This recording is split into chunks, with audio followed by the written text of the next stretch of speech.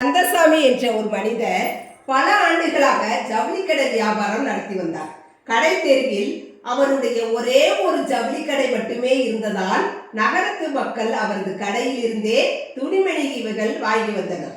கந்தசாமி வியாபாரத்தை சிறப்பாக செய்து ஏராளமாக சொத்து சேர்த்து வைத்தார். ஒரு நாள் அதே கடை தெருவில் அவருக்கு போட்டியாக மாணிக்கம் என்ற வெளியூர் இளைஞன் ஜவுளிக்கடையை திறந்தான். இளைஞர்களையும் பெண்களையும் கவரும்படி பல புதிய வகை துணிமணிகளை அவன் விற்பனை செய்ததால் மக்கள் அங்கு குவிய ஆரம்பித்தார்கள். பிறகு கந்தசாமியின் வியாபாரமானது கொஞ்சம் கொஞ்சமாக மந்தமாக ஆரம்பித்தது. மாணிக்கத்தின் மீது பொறாமை கொண்ட கந்தசாமி அவன் வியாபாரத்தை தடுப்பதற்காக விலை உயர்ந்த நவீன துணிமணிகளை இறக்குமதி செய்தார். கடையையும் பெரியதாக்கி கண்கவரும் வகையில் அலங்காரம் செய்தார்.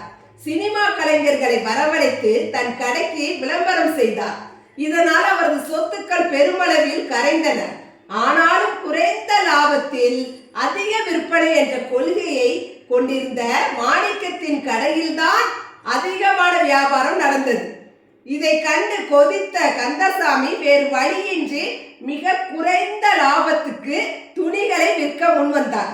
பல லட்சம் ரூபாய் செலவுகளோடு விற்பனையை கணக்கிட்டு பார்த்தால் கடைசியில் நஷ்டம்தான் மிஞ்சியது. உடனே மாணிக்கத்தின் மீது பொறாமை கண்முடித்தனமாக அதிகரிக்க அவர் தன் சிந்திக்கும் திறனையே இழந்தார். மாணிக்கத்தின் கடைக்கு தீ வைக்க ஒரு கூலிப்படையை ஏவினார். ஒரு நாள் இரவு மாணிக்கத்தின் கடை தீப்பிடித்து எரிந்தது. அங்கிருந்த துணிமணிகள், பணம் என அனைத்துமே சாம்பலாயின. கந்தசாமியின் மனமானது பிறகுதான் நிம்மதி அடைந்தது.